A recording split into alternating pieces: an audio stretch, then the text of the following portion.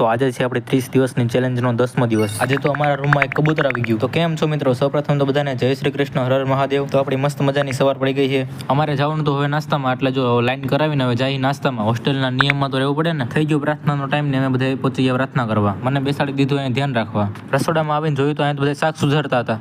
ઉડતી ઉડતી બાજની જેમ ખબર આવી કે અલ્પેશભાઈ આવ્યા છે હોસ્ટેલમાં, એટલે હું પછી પહોંચી ગયો અલ્પેશભાઈ પાસે. અલ્પેશભાઈ ઘેર દે મારો વિડીયો ઉતારમાં, અને આપણા બાપુ જો એકણે અને નાળિયેરમાંથી પાણી કાઢે છે. આપણા આકાશભાઈ તો નાળિયેરને તોડી નાખ્યું, બાહુબલી બની ગયા. આ નાળિયેરમાંથી તો મલાઈ નીકળી છે. અચાનક જ મારું સિંહની જેમ ધ્યાન ગયું ને એકણે તો બધા નાળિયેર તોડે. આકાશભાઈ કે ઉડે તો જા, બાકી બાવળિયામાં ઘા.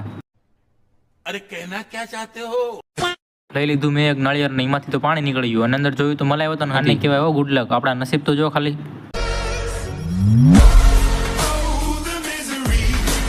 ઘર ભેગું થાને ભાઈ. પછી તો મેં નાળિયેર પી લીધું. ઘણા બધા નાળિયેરમાંથી તો મલાઈ નીકળી ગઈ. આવી ગયો રસોડામાં, અને રસોડામાં તો એકણા રોટલી વણતા હતા. મને તો 10 વર્ષ પછી યાદ આવ્યું કે મારે તો કબૂતરને ડાળિયા નાખવા જવાનું. રૂમમાંથી મને કબૂતરનો અવાજ આવતો. રૂમમાં આવ્યો તો મુકુંદભાઈ કબૂતર પકડેલું હતું. પેટનો ખાડો પૂરવાનો ટાઈમ થઈ ગયો, એટલે કે જમવાનો ટાઈમ થઈ ગયો, અને અમે બધા આવી ગયા જમવા. અને આપણે ઋષિરાજભાઈ તો શ્રાવણ મહિનો રહે, એટલે એને કઈ જમવાનું હે નહીં. દરરોજની જેમ આજે પણ કોલેજે જવું પડ્યું. મારે થોડુંક લખવાનું હતું, એટલે હું આવી ગયો પછી પ્રાર્થના હોલમાં. પ્રાર્થના હોલમાં જો અમારા બધા હોસ્ટેલના છોકરા આગળ લખતા હોય, પોતપોતાનું લેસન કરતા હોય બધા. અમારે વર્ષના વચલા દિવસે લેસન આવે એટલે કરવું પડે. ક્લાસરૂમમાં આવ્યો તો આંકડા નાના છોકરા બધા ભણતા હતા. તો મળીએ મિત્રો નવા વ્લોગમાં. ત્યાં સુધી બાય બાય.